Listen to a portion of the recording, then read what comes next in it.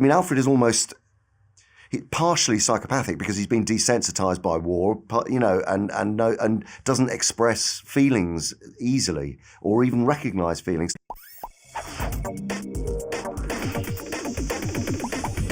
Hiya, my name's Olivia and I am with Cineworld, and we are very excited to be bringing the Batman to Cineworlds across the UK.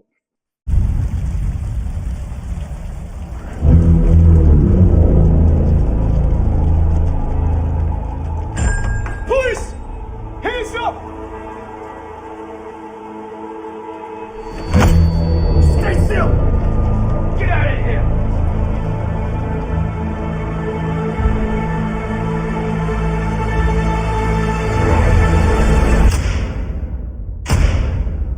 So I was wondering, did you watch any of the older Batman films to kind of see how Alfred was portrayed before? Not specifically when this came up and when we started working on this. I know I wanted to distance myself from them all because the way that Matt Reeves had written this particular version of Alfred was at a slightly different place, and was, we were dropping anchor at a different age of Batman. So it wasn't an origin story, neither was it a continuation of any other version. It's its own thing. It's standalone, but it's year two, and Batman isn't fully formed. The young Bruce who's carving out a journey for himself as this vigilante. Is at a stage where he's actually pushing against Alfred, and so what we have is the tension between the characters, and that isn't something that has really been focused on before, because normally Alfred and Batman are side by side heading off into the fray, and that was what was kind of beautiful about what Matt wrote, because it was Alfred as someone who cannot possibly fill the void and become a father figure although much as though he'd want to, he's not built in that way. He's not emotionally capable of becoming a real father. And what he has been able to do is to coach and mentor and teach skills. But it's an underlying, seeing Bruce in our film go off and psychologically damage himself and physically damage himself is something that is terrifying, and it is like being a parent where you're letting go, but at the same time you're seeing the damage that child is doing. And so it's a very complex sort of emotional relationship, actually. This is about a king, and Riddler's the match. I can take care of myself. If this continues, it won't be long before you've nothing left. I don't care what happens to me. It's only gonna get worse for you.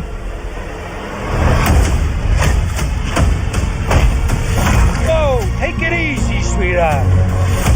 Hear everything they say, ain't you? Maybe we're not so different. Who are you under there? Alfred has this sort of protector, mentor relationship with the Batman Bruce character.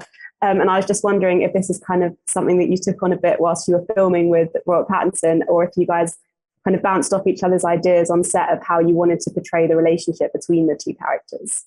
Well, interestingly, I mean, when I came on to start shooting, Rob had been working considerably kind of on the role before I'd arrived. So I came later on into the process, and it was clear that the Bruce that he was playing was this wonderful kind of lucid sort of combination of vulnerability and self-doubt and yet this anger at what obviously the loss of his parents, but also anger at what that privilege meant and not being able to cope with it in a way. And so the honor and the rules and the law that Alfred abides by, which are very fixed, having been in the army and so on, he comes from a place of, I mean, Alfred is almost partially psychopathic because he's been desensitized by war, and doesn't express feelings easily or even recognize feelings. So this is a sort of a murky territory for him that he doesn't fully know how to cope with. So that is definitely and so Rob, on set was so.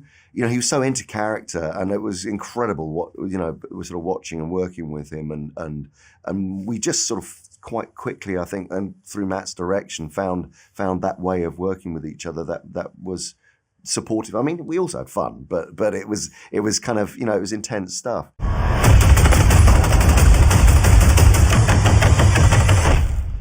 I'm vengeance.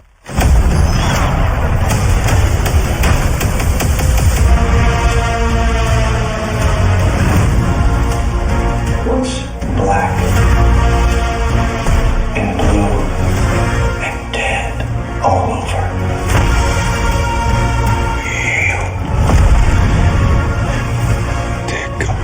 Yeah, no, that's really amazing, because I think the relationship between your characters was definitely one of my favourite things about the film. And I guess quite a different question here. I think we're running out of time, so the last one.